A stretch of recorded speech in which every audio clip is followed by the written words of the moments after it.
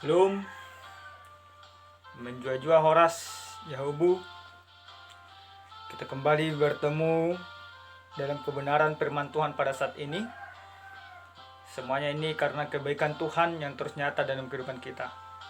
Oleh karena itu Bapak Ibu jemaat Tuhan dimanapun berada, kami berharap supaya channel ini tetap di subscribe, di like dan diberikan komentar untuk mengetahui seputar kebenaran firman Tuhan yang setiap saat akan kami bagikan sebagai penguat atau memperteguh iman percaya kita untuk percaya kepada Kristus yang sudah menebus dan menyelamatkan kita. Firman Tuhan yang sampai kepada kita pada saat hari ini dalam Minggu Pentakosta yang pertama tertulis dalam kitab Yesaya pasal 63 ayat yang ke-11 sampai dengan ayat yang ke-14. Demikian kebenaran firman Tuhan. Kita akan baca secara bersama-sama. Kita mulai. Lalu teringatlah mereka kepada zaman dahulu kala, zaman Musa hambanya itu. Di manakah dia yang membawa mereka naik dari laut bersama-sama dengan pengembala kambing dombanya? Di manakah dia yang menaruh Roh Kudusnya dalam hati mereka, yang dengan tangannya yang agung menyertai Musa di sebelah kanan, yang membelah air di depan mereka untuk membuat nama abadi baginya, yang menuntun mereka melintasi samudra raya seperti kuda melintasi padang gurun. Mereka tidak pernah tersandung, seperti ternak yang turun ke dalam lembah. Roh Tuhan membawa mereka ke tempat perhentian. Demikianlah engkau memimpin umatmu untuk membuat nama yang agung bagimu. Sampai di sana kebenaran firman Tuhan yang sampai kepada kita pada saat hari ini.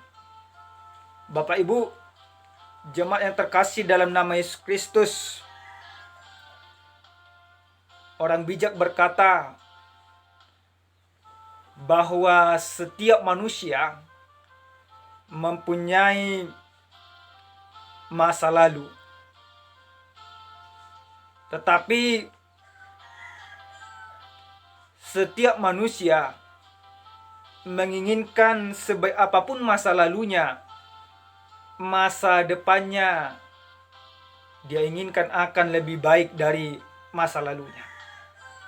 Sebaik apapun itu masa lalu yang dimiliki oleh masing-masing manusia. Dan iman percaya kita berkata, sekalipun manusia mempunyai masa lalu, bukan berarti masa depan manusia itu ditentukan oleh masa lalunya.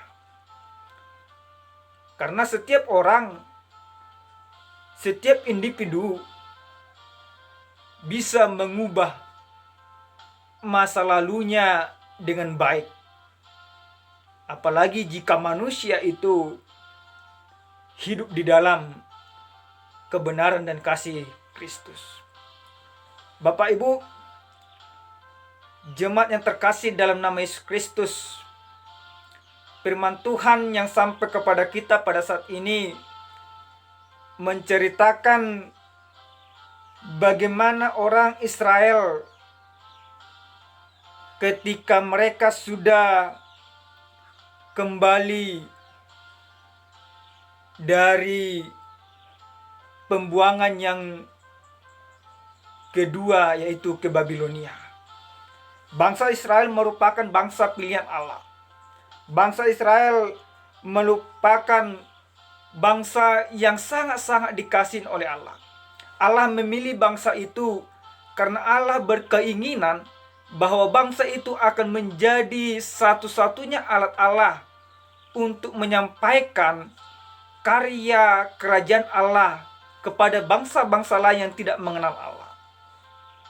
Allah pun dengan penuh kasih sayang yang luar biasa menebus dan menuntun orang Israel untuk keluar dari tanah Mesir, tanah perbudakan, dan membawa mereka ke tanah Kanaan yang penuh dengan susu dan madu. Artinya Allah meletakkan mereka dari tanah yang gersang ke suatu tanah yang begitu subur. Allah memberkati segala pekerjaan mereka. Allah memimpin mereka untuk mengenal bagaimana kebaikan-kebaikan Allah yang nyata Allah berikan kepada mereka. Tetapi ketika bangsa itu berada di tanah Kanaan, bangsa itu melupakan akan kebaikan dan pertolongan Allah yang sudah Allah nyatakan dari zaman nenek moyang mereka sampai kepada zaman mereka yang ada di tanah Kanaan. Mereka melupakan Tuhan, mereka memberontak kepada Tuhan, dan mereka dalam ayat yang ke-10 dikatakan mereka mendukakan Roh Kudus. Artinya apa? Mendukakan Roh Kudus berarti mereka tidak hidup lagi di dalam penyertaan Roh Tuhan. Mereka hidup di dalam penyertaan roh mereka sendiri. Oleh karena itu, karena mereka sudah mendukakan hati Tuhan, maka Allah yang notabene-nya yang harusnya memberkati mereka akhirnya menjadi musuh, dan Allah sendirilah yang akhirnya berperang kepada bangsa itu. Berperang dalam arti Allah menghukum ketidaksetiaan bangsa itu supaya mereka kembali mengenal akan kebaikan dan kebesaran kasih Allah yang Allah nyatakan ke dalam kehidupan mereka. Bapak Ibu, sampailah akhirnya bangsa itu dibuang Allah melalui penghukuman yang diberikan oleh kerajaan Babilonia. Mereka dibuang di sana, mereka diperbudak kembali di sana. Bahkan kemewahan yang selama ini mereka miliki, mereka hancurkan oleh karena ketidaksetiaan mereka kepada Allah. Selama mereka di dalam pembuangan di Babilonia selama 70 tahun, maka yang ada di sana adalah tangisan dan kepedihan. Tidak ada lagi kemewahan, tidak ada lagi kehormatan, tidak ada lagi kemuliaan, bahkan tidak ada lagi orang kaya atau orang susah. Semuanya mereka disamaratakan yaitu sebagai budak di Babilonia. Imam yang biasanya mempersembahkan korban bakaran kepada Allah dialihfungsikan, mereka menjadi mempersembahkan korban bakaran kepada dewa-dewa Babel pada saat itu. Oleh karena mereka tidak memiliki kebebasan yang begitu menyiksa, sehingga mereka kembali berseru, memanggil dan mempermuliakan nama Tuhan. Mereka kembali menuju jalan pertobatan untuk kembali datang kepada Allah, bermohon pengampunan supaya Allah kembali memulihkan kehidupan mereka, supaya Allah kembali mengingat akan kasih sayang, akan janji-janji yang sudah Allah berikan kepada nenek moyang mereka, supaya Allah nyatakan kembali kepada mereka. Mereka bertobat, Allah pun akhirnya memulihkan kehidupan bangsa Israel. Bangsa Israel pun dikembalikan oleh Allah melalui seorang raja yang diberkati Allah, yaitu Raja Persia Koreshi yang agung. Kerajaan Persia menaklukkan kerajaan Babilonia di bawah pemerintahan Koreshi yang agung. Ketika Raja Koreshi yang agung menaklukkan kerajaan Babilonia, Koreshi melihat bagaimana penderitaan umat pilihan Allah, yaitu bangsa Israel. Koreshi merupakan orang yang tidak mengenal Allah, tetapi ketika Allah izinkan dia untuk menaklukkan kerajaan Babilonia, Allah ketuk pintu hatinya sehingga dia mempertunjukkan kemuliaan Allah Dia menjadi suatu raja yang takut akan Allah. Dia menjadi perpanjangan tangan Allah untuk menyelamatkan umat pilihan Allah yang ada di Babilonia. Bangsa itu pun diizinkan oleh Koreshi untuk pulang ke Yerusalem, membangun kembali reruntuhan Israel, reruntuhan Yerusalem, dan reruntuhan Bait Allah yang ada di Yerusalem. Koreshi yang agung mempersiapkan segala sesuatu yang perlu bagi bangsa Israel untuk membangun Bait Allah. Koreshi yang agung bahkan mendanai semua kebutuhan mereka. Kehidupan mereka yang tertindas kembali dipulihkan oleh Koreshi yang agung. Semuanya itu karena kebaikan Tuhan yang diberikan oleh Tuhan kepada Koreshi yang agung. Bapak Ibu, jemaat Tuhan yang terkasih dalam nama Yesus Kristus, ketika bangsa itu kembali dari perbudakan Babilonia ke Yerusalem, maka satu hal yang pasti, yang pertama sekali yang mereka lakukan adalah berusaha membangun Bait Allah. Jemaat yang terkasih dalam Kristus Yesus, firman Tuhan yang sampai kepada kita pada saat ini, bagaimana memang diceritakan dalam perikop kita ini, yaitu doa pengakuan dan permohonan. Bagaimana melalui Nabi Yesaya yang disebut dengan Trito Yesaya, bangsa Israel diingatkan supaya mengakui segala kesalahannya, supaya mengakui segala dosa-dosanya. Maka oleh karena pengakuan itulah Allah memulihkan kehidupan mereka. Allah menjamah mereka. Allah memulihkan segala kesengsaraan mereka. Allah memerdekakan mereka dari perbudakan yang mereka rasakan selama ini. Tapi dengan satu syarat, yaitu mereka mengakui segala dosa dan pelanggaran yang sudah mereka lakukan kepada Allah. Bapak Ibu, jemaat yang terkasih dalam Kristus Yesus, Yesaya mencoba mereview atau mencoba mengingatkan kepada bangsa itu atas kebaikan yang sudah Tuhan nyatakan ke dalam kehidupan nenek moyang mereka yang terdahulu, dan itulah yang akan mereka nikmati kemudian.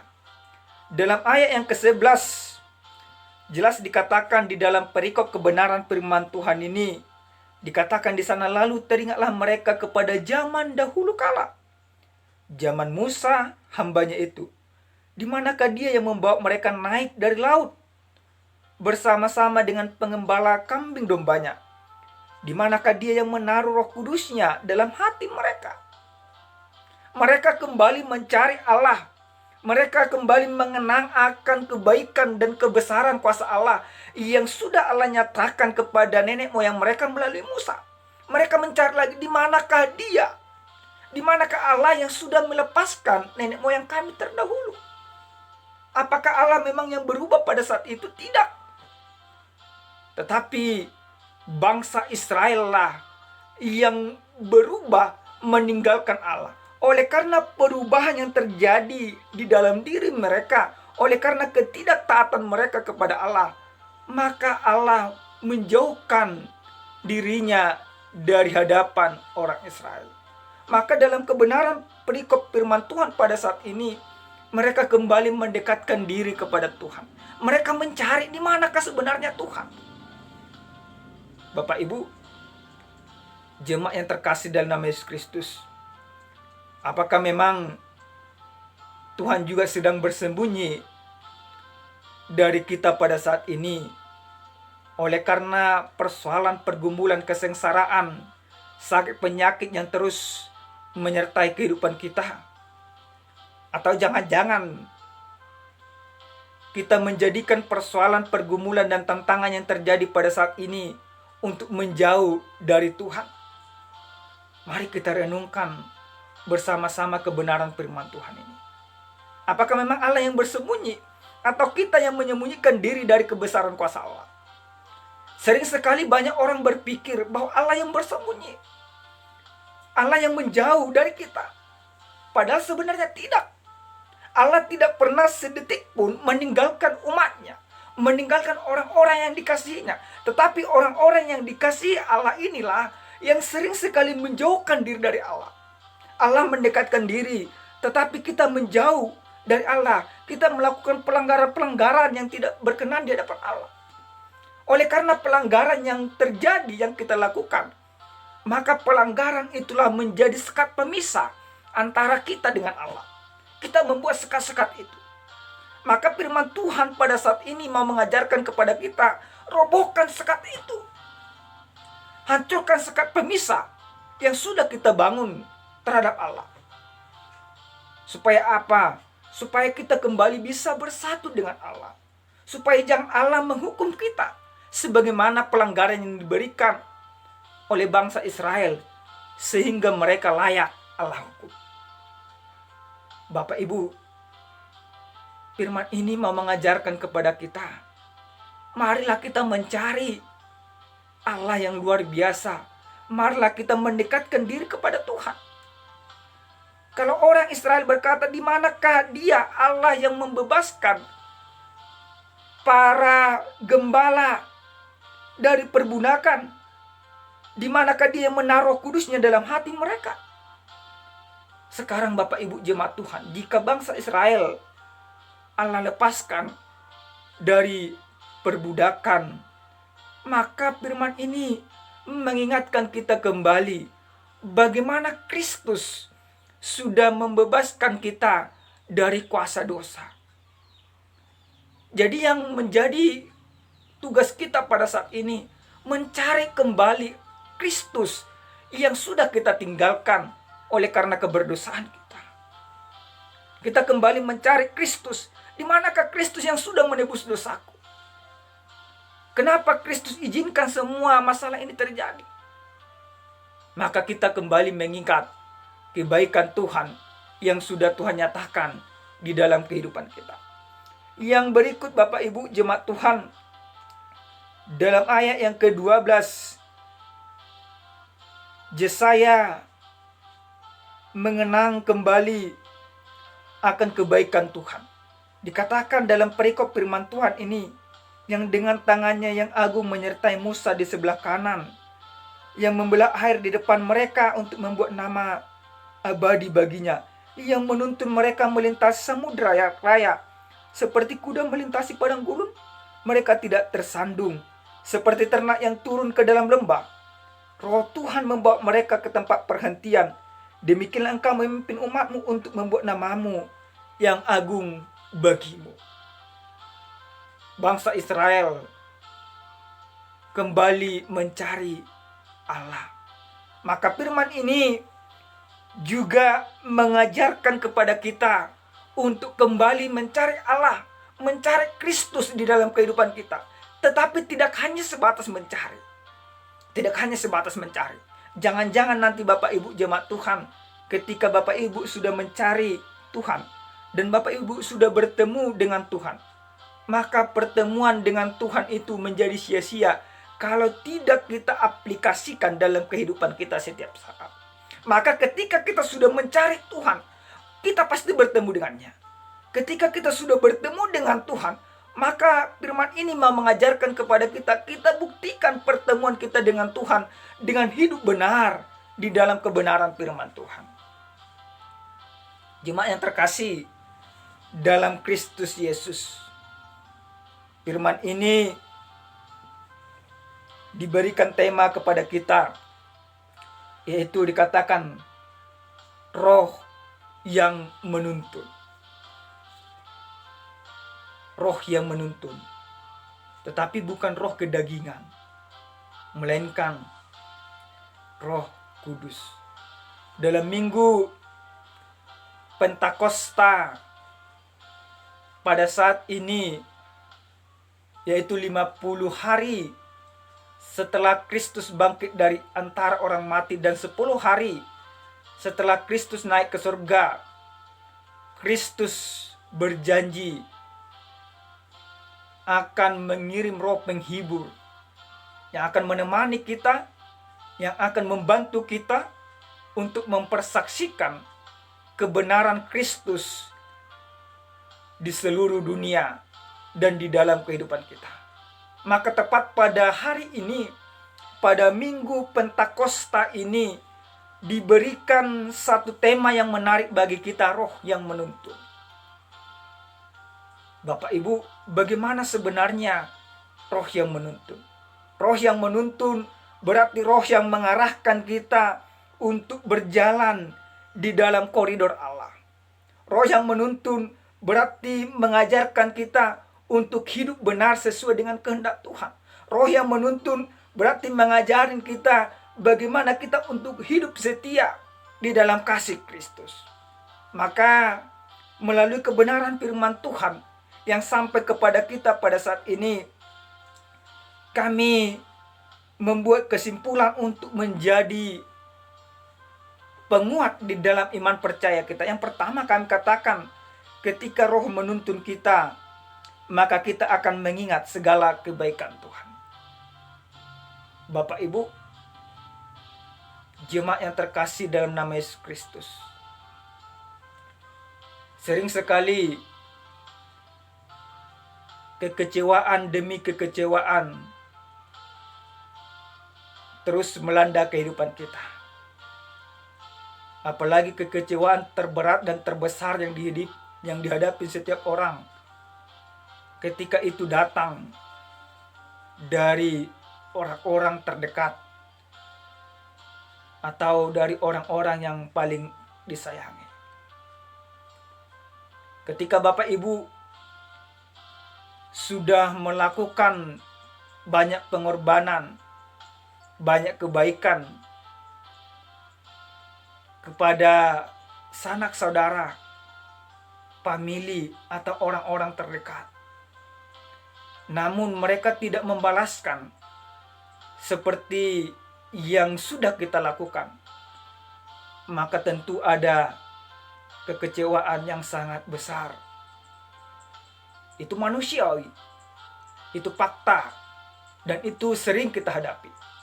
Tetapi kebenaran firman Tuhan pada saat ini mau mengatakan kepada kita, ketika roh menuntun kita, maka kita akan mengingat segala kebaikan Tuhan. Yang artinya seperti apa Bapak Ibu jemaat Tuhan? Yang artinya ketika kita memberikan pertolongan kepada banyak orang, memberikan kebajikan bagi tiap-tiap orang, tidak lagi kita mengharapkan supaya orang tersebut membalaskan seperti yang kita berikan. Kenapa?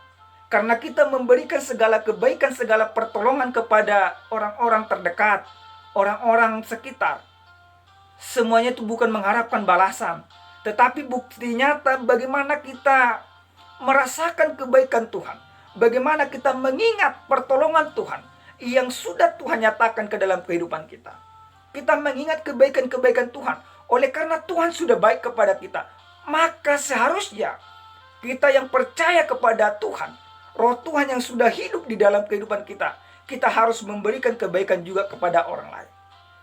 Jika kita melakukan demikian jemaat Tuhan, Bapak Ibu, maka percayalah, kekecewaan itu tidak menjadi bagian kita. Karena apa? Karena kita memberikan kebaikan kepada orang, bukan supaya orang memberikan kebaikan juga kepada kita. Tetapi karena kita sudah terlebih dahulu menerima kebaikan yang diberikan oleh Kristus, dengan pengorbanan yang diberikan Kristus di kayu salib untuk kita, itu bukti nyata, maka kita juga harus mau berkorban untuk orang lain, sebagai bukti bahwa pengaplikasian kasih Kristus bisa kita nyatakan di dalam kehidupan kita. Yang kedua, firman ini ajarkan kepada kita, ketika roh Tuhan menuntun, maka kita akan memiliki hati yang bersyukur. memiliki hati yang rendah hati. Bapak Ibu yang terkasih dalam Kristus Yesus, kenapa di dalam sebuah rumah tangga atau di dalam organisasi-organisasi, baik syarikat marga, baik organisasi gerejawi, kenapa sering terjadi pertengkaran dan perpecahan? Menurut hemat kami dan menurut yang kami survei sampai pada saat ini, perpecahan, pertentangan terjadi di dalam rumah tangga, di dalam kelompok-kelompok organisasi baik gerejawi ataupun kelompok masyarakat lainnya. Terjadi perpecahan itu dikarenakan adanya tinggi hati. Adanya orang yang merasa bahwa jasanya lebih dari yang orang lain. Maka ketika hati seperti itu dimiliki oleh Bapak Ibu, yang ada dan yang akan terjadi adalah kekacauan dan perpecahan. Tetapi ketika Roh Tuhan, Roh Kudus hadir di dalam hati kita, karena tujuan dan tugas dari Roh Kudus adalah untuk menuntun orang-orang percaya supaya bersatu padu mempermuliakan Tuhan. Maka firman ini katakan kepada kita, ketika Roh Tuhan sudah ada di dalam kehidupan kita, maka kita akan memiliki hati yang mau bersyukur, memiliki hati yang mau merendahkan hati. Bangsa Israel, kenapa mereka sampai Tuhan buang, Tuhan usir, Tuhan berikan kesengsaraan? Karena mereka hidup dengan kecongkakan, mereka hidup dengan kesombongan. Mereka merasa bahwa segala sesuatu yang ada dalam diri mereka pada saat itu, baik kemewahan, baik kehormatan, baik kekayaan, mereka berpikir semuanya itu karena usaha mereka, karena pekerjaan yang mereka lakukan. Mereka tidak menyadari bahwa semuanya itu adalah karena pemberian Tuhan.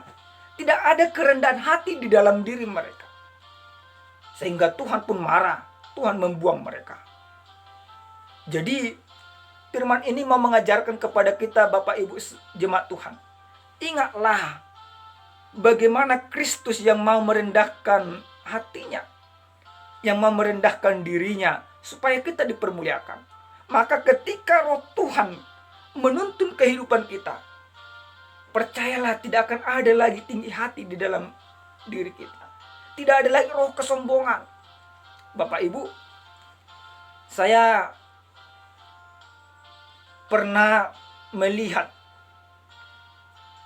fakta ada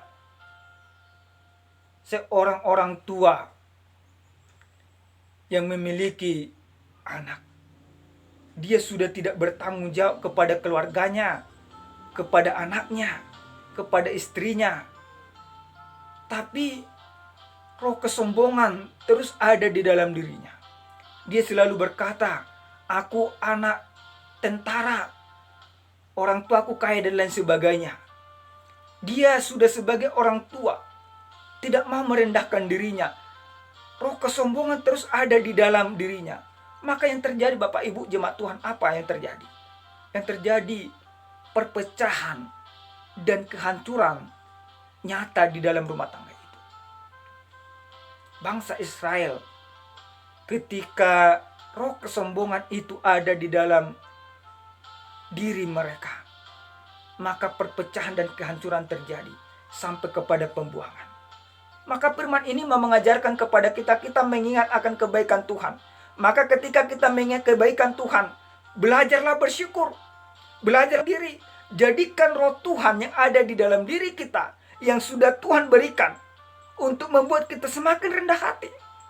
Orang yang rendah hati, Tuhan katakan mereka akan ditinggikan. Tetapi orang yang tinggi hati, mereka akan direndahkan. Maka supaya kita ditinggikan oleh Kristus, milikilah hati yang mau merendahkan milikilah hati yang mau mempermuliakan sesama, supaya kita juga dipermuliakan oleh sesama kita. Bapak Ibu, yang ketiga, Minggu Pentakosta pada saat ini mengajar kita mempertunjukkan kuasa Roh Kudus di dalam hidup kita. Dalam Minggu Pentakosta yang kita rayakan pada saat ini, mau mengajari kita bagaimana kita mempertunjukkan kuasa Roh di dalam hidup kita. Bapak Ibu, ketika Yesaya hidup di dalam Roh Tuhan, maka dia mampu mempersaksikan kebesaran dan kebaikan Tuhan kepada bangsa Israel, walaupun bangsa itu di dalam banyak persoalan dan tantangan. Ketika Musa hidup di dalam Roh Tuhan, maka dia juga mempertunjukkan Roh Tuhan itu kepada bangsa Israel sehingga dia mampu menuntun bangsa itu. Maka ketika Roh Kudus hidup di dalam hati Bapak Ibu semuanya, maka pertunjukkanlah perbuatan-perbuatan baik yang menyenangkan Tuhan. Pertunjukkanlah perbuatan-perbuatan baik yang mau menghormati sesama. Pertunjukkanlah perbuatan-perbuatan baik yang mau menolong sesama. Roh Kudus yang sudah turun ke dalam kehidupan kita mengajari kita untuk berbuat baik sebagaimana yang Tuhan inginkan. Dan yang terakhir, Bapak Ibu jemaat Tuhan, Roh Kudus menjadi kekuatan kita mempersaksikan karya penyelamatan Allah. Saya sudah hampir lupa kapan saya bergereja bersama jemaat. Tetapi saya tidak pernah lupa untuk tetap mempermuliakan Tuhan di dalam kehidupan saya, sekalipun saya tidak bergereja bersama dengan jemaat. Kita tahu virus corona yang terus melanda kehidupan kita, negara kita, sudah hampir 3 bulan. Banyak kerugian yang terjadi, banyak kehancuran yang diakibatkan. Bapak Ibu, tetapi firman Tuhan mau mengatakan kepada kita pada saat ini, dalam Minggu Pentakosta, ketika Roh Kudus menjadi kekuatan kita, maka kita akan mampu mempersaksikan karya penyelamatan Allah.